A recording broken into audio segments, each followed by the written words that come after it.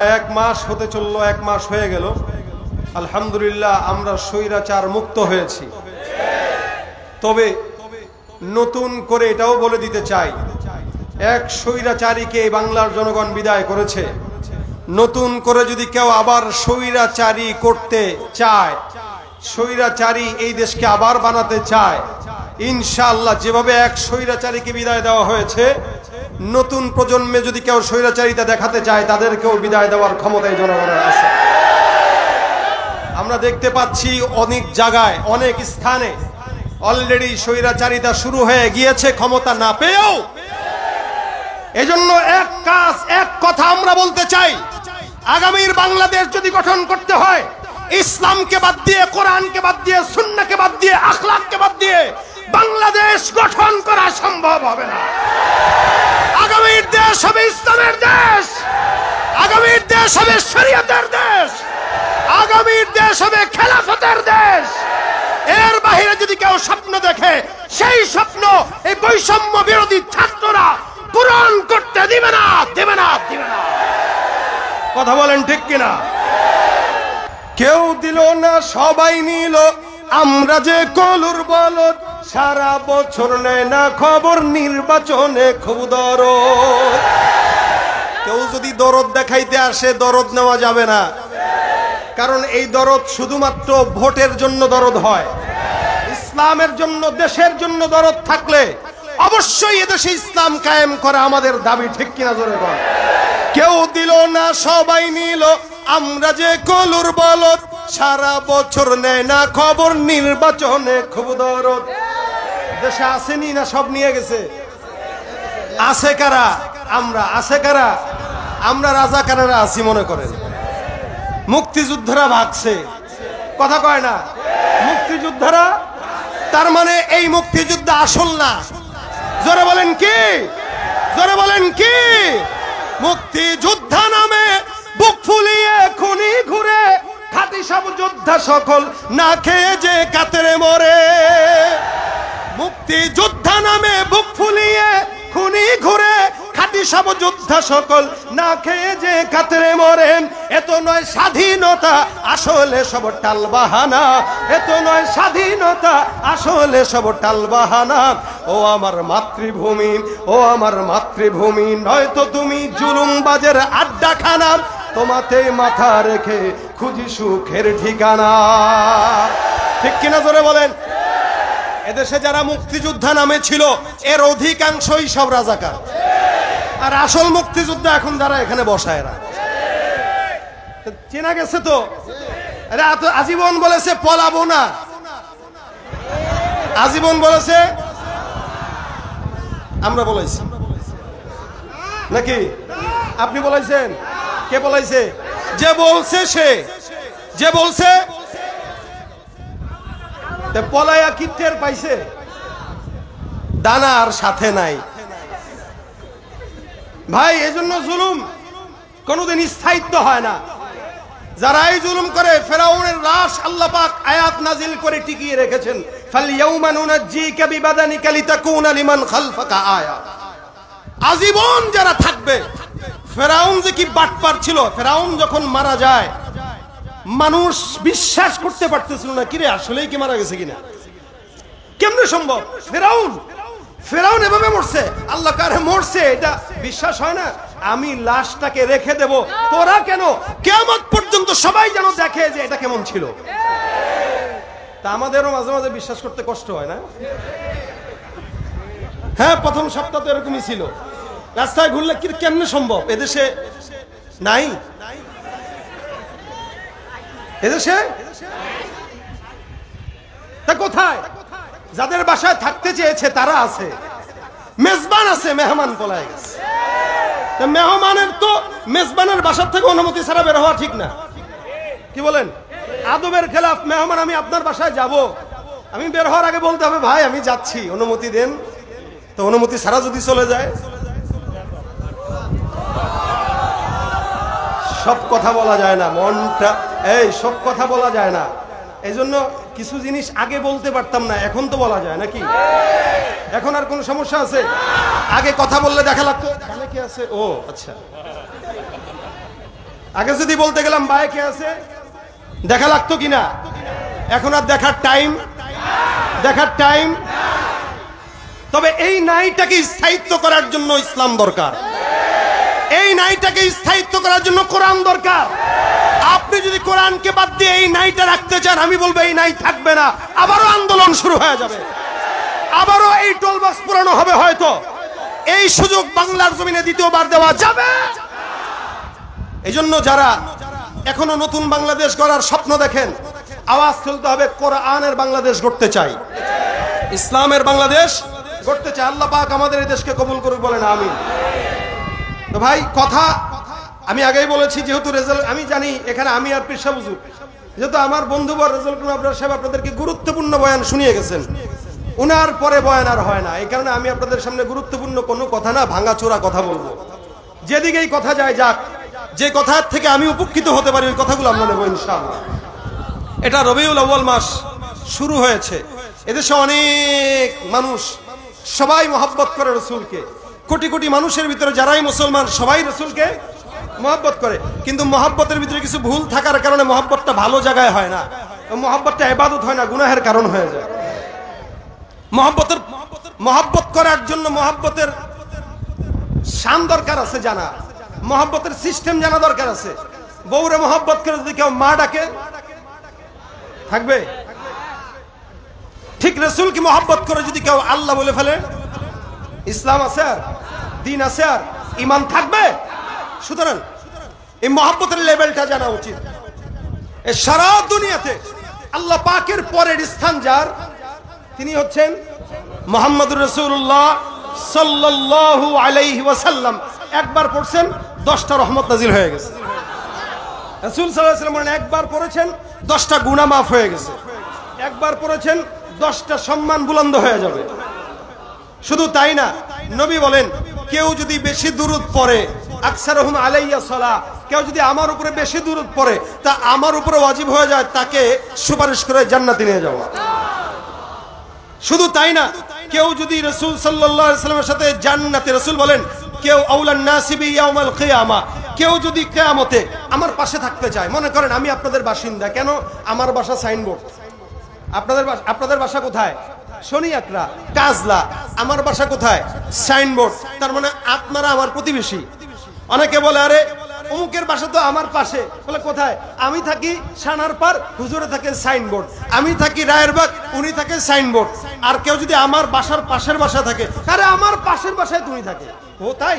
আচ্ছা, কেউ যদি আমার উপরে থাকে, আরে আমার পাশেই তো আবরার সাহেবের ফ্ল্যাট আমার উপরে, আমি থাকি 3 তলায়, ওনার ফ্ল্যাট হলো 7 তলায়। তাহলে কাছে না? কথা কয় না, কাছে না? আর কেউ যদি আমার পাশের ফ্ল্যাটে থাকে, আমার এই ফ্ল্যাট তার এই ফ্ল্যাট, কেউ যদি আমার পাশের ফ্ল্যাটে থাকে, সে বলবে আরে তার ঘর আমার ঘর তো একসঙ্গে। নবী বলেন কেউ আমার পাশে আছে, কে? রাসূল বলেন আমার পাশে যেই ঘরটা, ওই ঘরে সে থাকবে। আউলান নাসিবি ইয়াউমাল কিয়ামা আকসারুহুম আলাইয়া সালাহ, যে দুনিয়াতে বেশি পরিমাণে আমার উপর দুরূদ পড়বে, আমার পাশের ঘরে জান্নাতে সে থাকবে। তাই গর্বটা কি কম না বেশি? একদম মিলাদুন নবী করতে করতে জান ফানা ফানা করে ফেলায়। দুরূদ শরীফ জিজ্ঞাসা করেন, একটা দুরূদ পড়তে পারে না, দুরূদ ইব্রাহিম পড়তে পারে না, রাসূল সাল্লাল্লাহু আলাইহি ওয়াসাল্লাম অসংখ্য দুরূদের ছোট্ট একটা দুরূদ পড়তে পারে না। পারে কি? ইয়া নবী সালাম আলাইকা। হ্যাঁ, সুন্দর, এটা পড়তে আমাদেরও ভালো লাগে, রাসূলের উপরে সালাম পৌঁছান, ঠিক আছে, কিন্তু আকীদাটা কি নিচ্ছে? এজন্য ইবাদতকে মহব্বতের ক্ষেত্রে মহব্বতের মাপকাঠি জানা উচিত। আমি ওদিকে যাচ্ছি না, যেহেতু আপনারা সব কথা বলে গেছেন। ইবাদতের মাপকাঠি জানা, মহব্বতের মাপকাঠি জানা উচিত, কতটুকু করলে মহব্বতের লেভেল পজিশনে থাকে। রাসূল সাল্লাল্লাহু আলাইহি ওয়াসাল্লামকে মহব্বত করতে যায় মানুষের কাতার থেকে ফেরেশতা বানায় দেয়, নূর বানায় দেয়। অথচ আল্লাহ পাক রব্বুল আলামিন ফেরেশতাদেরকে নূরের বানাইছেন, জিন্নাতদেরকে আগুনের বানাইছেন। কি দিয়া? আগুন। মানুষকে বানাইছেন কি দিয়া? মাটি। তাহলে আগুন, নূর আর মাটি। তাহলে আল্লাহ পাক রব্বুল আলামিনের হাবিবের উপর আল্লাহ বলেন লাকাদ জাআকুম রাসূলুম মিন আনফুসিকুম, তোমাদের মধ্য থেকেই তোমাদের নিকট একজন রাসূল এসেছেন, তোমাদের মধ্য থেকে তোমাদের মতোই। তার মানে আমাদের মধ্য থেকে আমাদের মতো রক্তে মাংসে গড়া মানুষ ঠিকই, কিন্তু পার্থক্য আছে না নাই? আছে না নাই? বর্তমানের উপদেষ্টা মণ্ডলী যারা আছেন এরাও মানুষ, আমরাও মানুষ, পার্থক্য। সমন্বয়ক যারা তারাও মানুষ, আমরাও মানুষ, পার্থক্য। কিন্তু এই সমন্বয়কদেরকে 1 বছর আগে কেউ পাত্তা দিছে? কত মানুষ তাদেরকে দেখছে, দামি নাই, কে এটা, এই সেই। কিন্তু এখন ছবি তোলার জন্য পাগল। কেন? তার কর্মের কারণে। আল্লাহ পাক রাসূল করিম সাল্লাল্লাহু আলাইহি ওয়াসাল্লামকে একটা আখলাক দিয়েছেন, আখলাকের কারণে রাসূলকে দামি বানিয়ে দিয়েছেন। এই কারণে সারা বিশ্বের ভিতরে সবচেয়ে দামি রাসূল, সব নবীদের চেয়ে দামি রাসূল। নবী বলেন, তখন থেকে আমি নবী যখন আদম নবী হয় নাই। সুবহানাল্লাহ। আল্লাহ পাক রব্বুল আলামিন রাসূলকে এত সম্মানিত করেছেন। আমাদের মতোই মানুষ, কিন্তু পার্থক্য আছে। আমরাও মানুষ, নবী করিম সাল্লাল্লাহু আলাইহি ওয়াসাল্লাম মানুষ, কিন্তু পার্থক্য কোথায়? আমাদের কাছে ওহী আসবে না, নবীর কাছে ওহী আসছে। আল্লাহ পাক রব্বুল আলামিনের হাবিব রাসূল আল্লাহ পাক থেকে মনোনীত।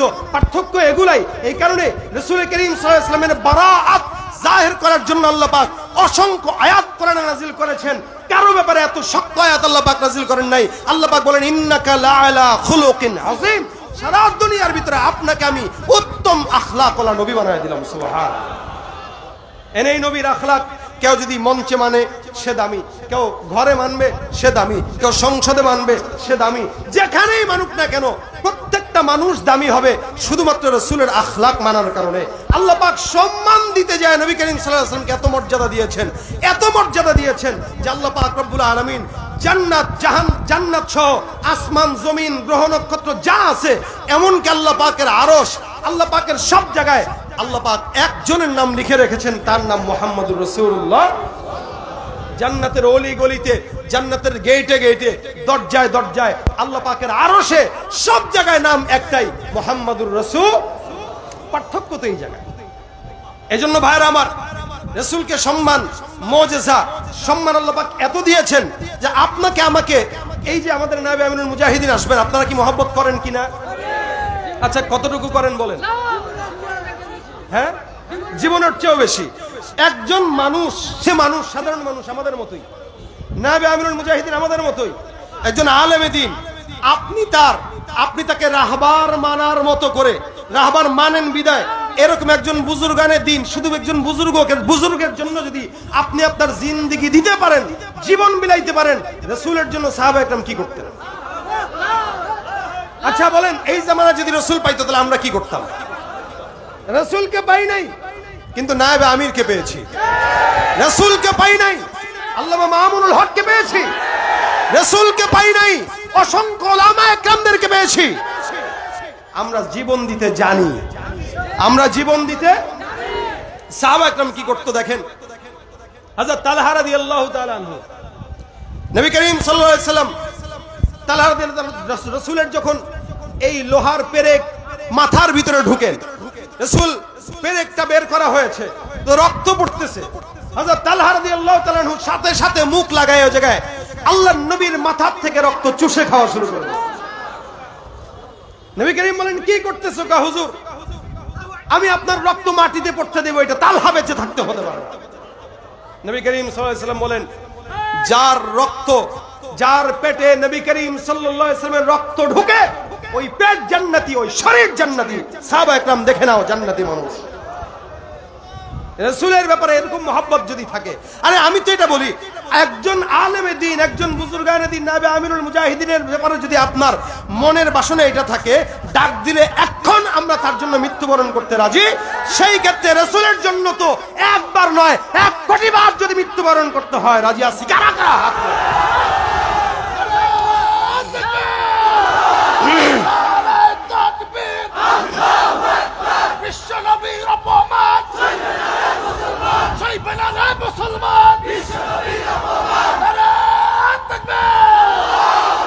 বিশ্ব নবীর অপমানে যদি না কাঁদে তোমার মন, মুসলিম নয় মুনাফিক, তুমি নবীজির দুশমন।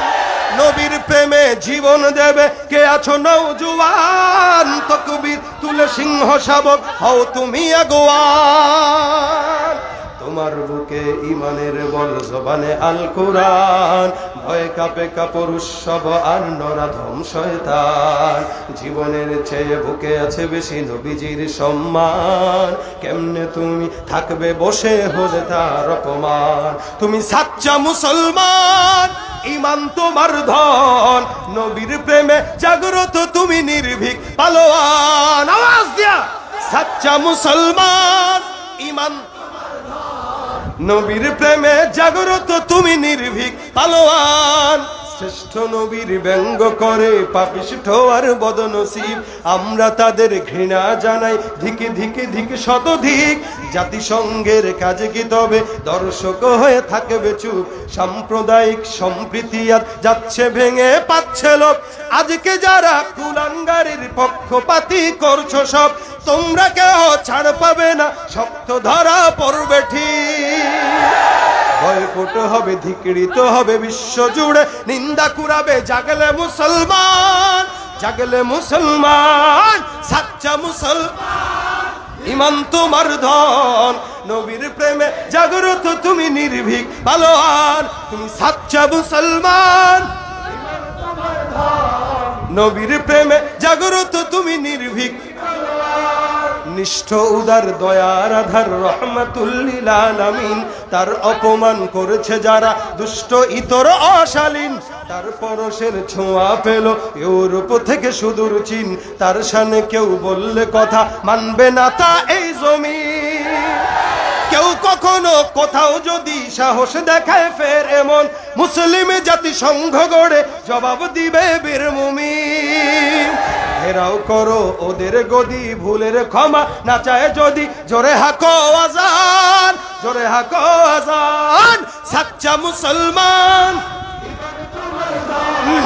নবীর প্রেমে নির্ভীক পালোয়ান। তুমি সাচ্চা মুসলমান, ইমান তোমার ধন, নবীর প্রেমে জাগ্রত তুমি নির্ভীক পালোয়ান। ঠিক কিনা? রাসূলের জন্য জীবন দিতে তৈয়ার ইনশাআল্লাহ। শুধুমাত্র মুখে মুখে আমাদের মহব্বত না, মুখে মুখে মহব্বত কোত্থেকে? এই জন্য রাসূল করিম সাল্লাল্লাহু আলাইহি ওয়াসাল্লাম বলেন, লা ইউমিনু আহাদুকুম হাত্তা ইয়াকুনা হাওয়াহু তাবাআন লিমা জিতু বি। যেই সমস্ত আমি নিয়ে এসেছি যেগুলা, যতক্ষণ এগুলা না মানবা ততক্ষণ মুমিন বলা যাবে না। দাড়ি রাখলাম, স্বার্থ আসলো দাড়ি কেটে দিলাম, ধরা খাওয়া গেলাম, দাড়ি সেচে গেলাম, এতদিন ছিলাম দরবেশ। এটা মহব্বত না ভণ্ডামি? আমাদের কোন আলেমে দিনটা ধরা খাওয়ার পরে দাড়ি কাটছে, দরবেশ সাজছে, দাড়ি ঠিক মতো রাখতে পারে না। এই জন্য মহব্বত মুখে মুখে না, মহব্বত কোথায়? অন্তরে। যতদিন হায়াত আছে, একটা দাড়ির জন্য যদি জীবন দেওয়া লাগে তবুও দেব ইনশাআল্লাহ। একটা দাড়ির জন্য রসুলের এক সাহাবী, দাড়ি ছিল একটাই, তো হাঁটতেছে, রসুল দেখে হাসি দিছেন। সাহাবী মনে মনে কষ্ট, আহারে আমার এই ছাগলের একটা মাত্র দাড়ির মতো, মানে দাড়ি দেখে মনে হয় নবী করিম একটু হাসছে। এই পরের দিন যা সুন্দর করে দাড়ি ছিঁড়ে ফেলছে। আরেকদিন দেখা হয়েছে, রসুল এবার তার দিক থেকে চেহারা ফিরায় নিছেন। হুজুর আপনি আমার দিক থেকে চেহারা ফেরত নিলেন? রসুল বলেন, দাড়ি কোথায়? লা হাওলা ওয়ালা কুওয়াতা। হুজুর প্রথম দিন আপনি আমার দিকে তাকায় হাসছেন, আমি মনে করছি তো আমার একটা দাড়ি দেখে হাসছেন, আমি এটাকে কেটে ফেলছি। রসুল বলে, আহা আমি তো বেটা তোর দিকে তাকায় হাসি নাই, তোর একটা দাড়িতে হাজার হাজার ফেরেশতা ঝুলতে দেখে আমি হাসছি। আমার দাড়ি কম, মাঝে মাঝে আমি চিন্তা করি যে এখানে একটু কাটবো কিনা, পরে কই না, আমার এই যতটুকু আছে এতটুকুই আল্লাহ পাক হয়তো সন্তুষ্টি, ফেরেশতারা ঝুলতেছে। আমার সুবিধা আছে, ওযু করতে গেলে এরকম এরকম করা লাগে না। আপনাদের যাদের বেশি দাড়ি, মুখই ধোয়া লাগে মোটামুটি 20-5 মিনিট, আমি খালি এমনি দিয়ে মারি একটা শেষ।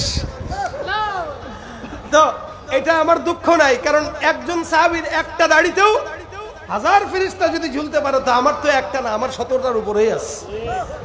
তার মানে দাড়ি একটা হইলেও ফেরেশতা থাকে কি থাকে না? রাসূলের একটা দাড়ি। অনেকে বলে দাড়ি রাখা কি সুন্নাত, অনেকে কি বলে দাড়ি রাখা সুন্নাত না, দাড়ি রাখা কি? এই সুন্নাতের ফতোয়া বাদ দেন, দাড়ি রাখা ওয়াজিব। এটা না রাখলে গুনাহ হবে, এটা না রাখলে শুধু গুনাহ না, দায়মি গুনাহ হয়, দায়মি গুনাহ হয়। দাড়ি রাখা না রাখার দ্বারা দায়মি গুনাহ, নামাজ পড়তেছেন গুনাহ, দাড়ি না রাখার দ্বারা জিকির করতেছেন গুনাহ। কেন? এটা ওয়াজিব তরক করার কারণে প্রতিনিয়ত গুনাহ হচ্ছে, রাসূলের কলিজায় তীর মারতেছেন আপনি। এজন্য মুখে মুখে যারা দাবি করে এদের দাড়ি থাকে না, কিন্তু দাবি করে আশেকে রাসূল। আমি বলবো যে ব্যক্তি দাড়ি কেটে আশেকে রাসূল দাবি করে, যে ব্যক্তি টুপি মাথায় না দিয়ে আশেকে রাসূল দাবি করে, যে ব্যক্তি নামাজ না পড়ে আশেকে রাসূল দাবি করে, নামাজের আগের পরের সুন্নত না পড়ে আশেকে রাসূল দাবি করে, আশেকে রাসূল না, ও হলো শয়তানের রাসূল, ও হলো আশেকে শয়তান, আশেকে শয়তান। কেন? ও শয়তানের আশেক হওয়ার কারণে ও রাসূলের আখলাককে নিতে পারে নাই, কিন্তু শয়তানের আখলাকটা ঠিকই ঢুকে রাখছে। এই জন্য মহাব্বত রাখতে হয়, রসুলের সঙ্গে মহাব্বত রাখবো সাহাবা আজমাইনদের মতো। আরেক সাহাবীর মহাব্বত দেখেন কেমন। রসুল একটা মজলিসে বসাই, যে আমরা যেরকম মজলিসে বসাই এরকম একটা মজলিসে বসার পরে নবী করিম সাল্লাল্লাহু আলাইহি ওয়াসাল্লাম বলতেছেন, এই সাহাবা আজমাইন শুনো, আমার কাছে তোমাদের যদি কোনো পাওনা থাকে আমাকে বলো। আজকে পাওনার দিন, কারো থাকলে বলতে পারো। এক সাহাবী দাঁড়িয়ে গেছে, ইয়া রাসূলুল্লাহ আমার কিছু কথা আছে। বলো। আপনি আমাকে একদিন পিঠে একটা আঘাত দিয়েছিলেন, আমি সেটা দিতে চাই। কে আসো। হুজুর ঠিক আছে। রাসূল সাল্লাল্লাহু আলাইহি ওয়াসাল্লাম তার হাতে লাঠি দিয়েছেন। সাহাবা একরাম তাকায় আছে, চেহারা চোখ বড় কেরা, কত বড় বেয়াদব হইলে নবী করিম তাকে একটা আঘাত দিয়েছে, সব আঘাত দিবে, কিন্তু কিছু বলতে পারতেছে না। একটা দিকে ফিস ফিস করে কয়, এটা কি পাগল হইছে, এটা কি শুরু করছে, রাসূলকে মার দিবে। রাসূল বলে, এই ফিস ফিসানি বন্ধ, আজকে প্রতিশোধ নেওয়ার দিন, আমি অনুমতি দিছি, তাকে আসতে দাও। সে সামনে আসছে লাঠি নিয়ে। নবী করিম সাল্লাল্লাহু আলাইহি ওয়াসাল্লামকে বলে, হুজুর লাঠি নিয়ে আসছে, আঘাত দেবো। ওকে দাও। এমনে তো না। বলে কেমনে? আমাকে যেদিন পিঠে বাড়ি মারছিলেন আমার গায়ে কোনো কাপড় ছিল না, তা আপনার যে পিঠে চাদর আছে চাদর তো সরাইতে হবে রাসূল, নাহলে তো ইনসাফ হবে না। সুবহানাল্লাহ। আচ্ছা বলেন, উদাহরণত আমাদের পীর সাহেব যদি কাউকে বলে যে ভাই প্রতিদান দাও, আর আপনি যদি মুড়ি দুইটা কোন, হুজুর আপনার গায়ে জামাটা খুলতে হবে, বাড়ি একটা দেবো, কন্ত দেখি এই পাগলা দুইটা লাঠি দিয়ে এটা সরাই দিবে। কথা ঠিক কিনা বলেন? কথা ঠিক কিনা বলেন? নবী করিম বলতেছেন, এর সুযোগ দাও। আল্লাহর নবী করিম সাল্লাল্লাহু আলাইহি ওয়াসাল্লাম পিঠের চাদর উঠায় দিবেন, সাহাবী লাঠিটাকে ফিক্কা দিয়ে ফেলে নবী করিমের মোহর নবুয়তের ভিতরে চুমা খেয়ে বলেন, ইয়া রাসূলুল্লাহ আপনার মোহর নবুয়তের ছেলে চুমা দেওয়ার জন্য আমি আজকে আসছি। রাসূল করিম সাল্লাল্লাহু আলাইহি ওয়াসাল্লাম চাদর উঠায় দিবেন, রাসূল চাদর উঠায় দিবেন। আল্লাহর নবী সাল্লাল্লাহু আলাইহি ওয়াসাল্লামের সাহাবী রাসূলকে জড়ায় ধরে রাসূলের এই মাস বরাবর যেই চিহ্ন ছিল মোহর নবুয়তের চিহ্নের ভিতরে চুমা খেয়ে বসছেন। নবী করিম বলেন, কি করলা তুমি এটা? সাহাবী ডাক দিয়া বলতেছেন, ইয়া রাসূলুল্লাহ আল্লাহর কসম করে বলি আমি সাহাবী হইতে পারি, আমার কাছে জান্নাতে যাবার কোনো ওসিলা নাই। নবী আমি কিয়ামতের ময়দানে আল্লাহর কাছে বলতে চাই, আল্লাহ আমার এই ঠোঁট বড় দামি ঠোঁট, কেন? রাসূলের মোহর নবুয়তের সিল মোবারকে আমার ঠোঁটের সম্পর্ক আছে, হয়তো আমার আল্লাহ পাক এই উসিলা দিয়ে আমাকে জান্নাত দিয়ে দিবেন। নবী করিম সাল্লাল্লাহু আলাইহি ওয়াসাল্লাম বলেন, তোর ঠোঁটে আমি রাসূলের মোহর নবুয়তের চিহ্ন যেহেতু লেগে গেছে, আল্লাহ তোকে অবশ্যই জান্নাত দান করে দিবেন। সুবহানাল্লাহ। এটা ছিল রাসূলের প্রতি সাহাবা আজমাইনদের মহব্বত। আপনার আমার মহব্বত কি? ধান্দার মহব্বত। জিলাপি থাকলে মহব্বত, জিলাপি নাই মহব্বত নাই। এজন্য আমাদের মহব্বত যেটা জিলাপি কেন্দ্রিক, মিষ্টি কেন্দ্রিক, এই মহব্বতটাকে বাদ দিয়ে রাসূলের খাঁটি মহব্বতে আমাদের মনোযোগ দেওয়া দরকার, আছে না নাই? আজকে আমি আপনাদেরকে একটা কথা বলতে চাই লাস্ট পর্যায়ে এসে। কি কথা? এটা কোন মাস আরবি বলেন জোরে? রবিউল আউয়াল মাস। 12 রবিউল আউয়াল আসলে আপনারা ঈদে মিলাদুন নবীর জন্য পাগল হয়ে যাবেন, দরকার নাই। সারা মাস ব্যাপী রবিউল আউয়াল মাস হিসেবে রাসূলের একটা সিরাতের ইবনে হিশাম হোক, অন্য সিরাতের কিতাব হোক, যেগুলো সংক্ষেপ, আর রাহিকুল মাখতুম কিনতে পারেন, এই সমস্ত কিতাবগুলো এই মাসে আপনি পড়েন। নবীর জন্মদিনের মাসে নবীর সিরাত নিয়ে পড়াশোনা করেন, এটা 1 নম্বর কাজ। পারবেন? কথা কয় না, পারবেন? রাসূলের সিরাতের মাসে সিরাত নিয়ে পড়বেন। 2 নম্বর আমল, আজকে থেকে নিয়ত করবেন, এখন থেকে নিয়ে এই সারা মাস ব্যাপী নবী করিম সাল্লাল্লাহু আলাইহি ওয়াসাল্লামের একটা আমল করব, সেটা দুরূদের আমল। কিসের আমল বলেন? আজকে থেকে করব পুরা রবিউল আউয়াল মাস। ইনশাআল্লাহ রবিউল আউয়াল মাসে আল্লাহ রাসূল আপনাকে স্বপ্নে দেখা দিবেন। বিশ্বাস হয়? দুরূদের আমল বেশি বেশি করবেন, নবী স্বপ্নে আপনাকে দেখা দিয়ে দিবেন ইনশাআল্লাহ। এই জন্য 2টা আমল, একটা হলো রাসূলের এই মাসে সিরাতের কিতাব পড়ব, 2 নাম্বার রাসূলের এই মাসে আমরা রাসূলের উপর দুরুদের আমল করব। দুরুদের এই দুইটা কাজ করবেন ইনশাআল্লাহ। ইনশাআল্লাহ, কথা জোরে কয়, আস্তে কয়, ইনশাআল্লাহ। আল্লাহ পাক তৌফিক দান করুন, বলেন আমিন। আজকের এই মাহফিলটা থেকে যাওয়ার পরে কেউ যদি দুইটার একটা কাজ করতে পারেন তাহলে মাহফিল কামিয়াব। এরপর আমাদের পীর সাহেব হুজুর আসবেন, চলে আসবেন, রওনা দিচ্ছেন, চলে আসবেন ইনশাআল্লাহ। আমি আপনাদের কাছে আজকের এই মাহফিলের একটা, যদিও দেশের অবস্থা খারাপ, ব্যবসা বাণিজ্যের অবস্থা খারাপ, খুবই কষ্টে আছেন আপনারা, এটা আমরা জানি। এদিকে কি বিশাল বড় একটা ধকল আমাদের উপর দিয়ে গেছে, বন্যা। এরপরেও আমি জানি এখনো যদি বাংলাদেশে আবারও কোনো দুর্যোগ আসে, আপনারাই আপনাদের বাড়িঘর বিক্রি করে হলেও আরেক ভাইয়ের সহযোগিতায় লাগবেন। এই মন আলহামদুলিল্লাহ আল্লাহ আমাদেরকে দিয়েছেন, আমরা দেখেছি। নয়তো আজ সুন্নাহ ফাউন্ডেশন থেকে শুরু করে আলহামদুলিল্লাহ আমাদের জাতীয় ওলামা ইমাম মাশায়েখ পরিষদ, ইসলামী আন্দোলন সহ বাংলাদেশের অসংখ্য দলেরা, অসংখ্য ব্যানারে যেভাবে কোটি কোটি টাকার ত্রাণ দিয়েছে, এটা বেনজির। আলহামদুলিল্লাহ বাংলাদেশের মানুষ এটা দেখিয়েছেন। আমি কিন্তু ওই বেনজিরের কথা বলি নাই, আমি বেনজির কথা বলেছি যে এই বেনজির নজির ছাড়া আমরা দান করেছি। আর আপনারা হয়তো মনে করতে পারেন যে এয়ারপোর্টে কোটি কোটি টাকা পাচার করে তারপরে পলাইছে, নাকি ভুলে গেছেন? বলছেন আপনারা, বাঙালি খুব সহজে ভুলে যায়।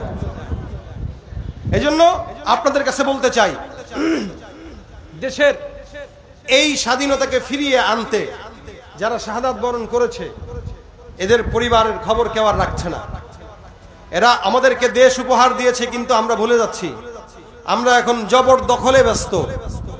মনে রাখবেন, একটা কথা আছে, আসলেই ক্ষমতায় একদল যখন থাকে তখন তাদেরকে চোর বলতে পারি, কিন্তু নিজে যখন ক্ষমতায় আসে তখন নিজে আরো বড় চোর হই। কথা কয় না? এই জন্য যারা জবরদখল করতেছে, আমরা তো মনে করি এরা ক্ষমতায় আসলে আরো বড় চোর হবে। ক্ষমতা না পেয়ে যদি চুরি করে, জবরদখল করে, তাহলে ক্ষমতা পাইলে কি করবে? কি বলেন, ঠিক কিনা? যে যায় লঙ্কায় সেই হয় হনুমান, কারে কি যে বলি ভাই সকলে সমান। পাটা পুতা ঘষা ঘষি দফা সারা মরিচের, নেতাদের গুতাগুতি কাম সারা আমাদের। পাটা পুতা ঘষা ঘষি দফা সারা মরিচের, নেতাদের গুতগুতি কাম সারায় আমাদের। রাজনীতি খেলা খেলে মাছ ভাজে কার তেলে, রাজনীতি খেলা খেলে মাছ ভাজে কার তেলে। জল আসে জল যায়, বাড়ে শুধু গুলশান। যে যায় লঙ্কায় সেই হয় হনুমান, কারে কি যে বলি ভাই সকলে সমান। সকলে আমরা সমান হইতে চাই না, আমরা চাই যারা ক্ষমতায় আসবে তারা ভালো হোক, এবং যাদের উপরে ভিত্তি করে এই স্বাধীনতা এসেছে তাদের পরিবারের খোঁজখবর রাখার দায়িত্ব আমাদের আছে কিনা? এই জন্য আহত এবং নিহত পরিবার, আলহামদুলিল্লাহ আমাদের অলরেডি কার্যক্রম শুরু হয়েছে। অলরেডি আমরা সামনে ইনশাল্লাহ এক শহীদের বিবিকে বিয়ের ব্যবস্থা করতেছি, আলহামদুলিল্লাহ। এই জন্য আপনাদেরকেও বলতেছি, আপনাদের সহযোগিতা করা দরকার। আপনারা যারা আছেন আজকে 500 হোক 1000 হোক, আহত পরিবারদেরকে এবং নিহত পরিবারদেরকে 1000 করে 500 করে যতটুকু সম্ভব নগদ দিবেন। এই পরিবারদেরকে সহযোগিতার এই টাকা আমরা ইসলামী আন্দোলন বাংলাদেশের তরফ থেকে আমানত বিশ্বস্ততার সাথে তাদের ঘরে ঘরে পৌঁছে দেব ইনশাআল্লাহ। আপনাদের কি কোনো এই ব্যাপারে সন্দেহ আছে? আচ্ছা বলেন তো, বাংলাদেশে যত জায়গায় চেয়ারম্যান ছিল, আলহামদুলিল্লাহ ইসলামী আন্দোলনের যত টুপিওয়ালা চেয়ারম্যান আছে, এরা আছে কিনা? বরিশালের জাগুয়ার চেয়ারম্যান মাগরিবের নামাজের পরে ফোন দিয়া হুট করে দেখে আমার বাসায়, আমি তার বাসায় রেখে আসছি। আমি বলছি ভাই আপনি বসেন, আমি আসতেছি। কে? আমি বসায় রেখে আমি আসছি, আমি কিছু একটু চিল্লায় আসি, আপনি থাকেন। তাহলে আমি কয়দিন আগেও তারা বলতেছি কি চেয়ারম্যানই থাকবো না যাইবো, আমি কি চোর বেটা? চোর হইলে না থাকতে পারতাম না, বরং যাওয়ার পরে আরো দায়িত্ব বাড়ছে। দায়িত্ব আমার মাগুরার চেয়ারম্যানকে আমি ফোন দিয়ে বলছি কি খবর, চেয়ারম্যানই আছে না গেছে? ভাই চেয়ারম্যানই আরো বাড়ছে। আলহামদুলিল্লাহ চোররা বিদায় হয়, আমানতদারীরা থেকে যায়। এজন্য আপনাদের আমানতের বিশ্বস্ততা আমাদের উপরে রাখতে পারেন ইনশাআল্লাহ। টুপিওয়ালাদের কাছে যদি দায়িত্ব দেন ইনশাআল্লাহ আমানতের খেয়ানত হবে না। হ্যাঁ দুই একটা যদি হয় সেটা ভিন্ন, এটা সব জায়গায় হইতে পারে, কিন্তু ইনশাল্লাহ এ পর্যন্ত যারাই আছে কারো ব্যাপারে কোনো বিচার নাই। আমাদের কিন্তু একটা বিচারের জায়গা আছে, আমাদের বিচারের জায়গা আছে। বরিশালে হেদায়েতুল্লাহ আজাদী সাহেবকে কাছে রেখে নায়েবে আমিনুল মুজাহিদিন বলেছিলেন যে আজাদি যদি 2 নম্বরই করে বিচারের জায়গা আছে। পীর সাহেব বলছিলেন কিনা? তাহলে এই বিচারের জায়গা আছে। সুতরাং যদি কেউ ভুল করে সোজা বলবেন যে হুজুর আপনার চেয়ারম্যান এগুলা করতেছে, চেয়ারম্যান বলবে, পীর সাহেব বলবে ঠিক আছে চেয়ারম্যানই দরকার নেই। কি বলেন, ঠিক না? এই জন্য আমাদের উপরে বিশ্বাস রাখতে পারে। শুধু ইসলামী আন্দোলনের কথা বলবো না, আমি তো বলতে চাই বাংলাদেশকে ইসলামী রাষ্ট্র করতে গেলে বর্তমানে ইসলামী আন্দোলন সহ যত দল আছে প্রত্যেকটা ইসলামী দলের ঐক্যজোট হওয়া দরকার। সমস্ত ইসলামী দল এককভাবে ঐক্য গঠন করে বাংলাদেশের ভাগ্যাকাশে কোরআন সুন্নাহর আলো অবশ্যই আনার জন্য এই ঐক্যজোট হওয়া দরকার, ঠিক কিনা বলেন? জামাতে ইসলামী, খেলাফত মজলিস, অন্যান্য যেই দল আছে সমস্ত ইসলামী দলগুলো একসঙ্গে হয়ে যদি কাজ করে বাংলাদেশে কোন দুর্নীতিবাজ, চাঁদাবাজ, সন্ত্রাসী কেউ বাংলাদেশে কোনোদিন ঠাঁই পাবে ইনশাআল্লাহ। এই জন্য আপনাদের সহযোগিতা কামনা করছি আমরা।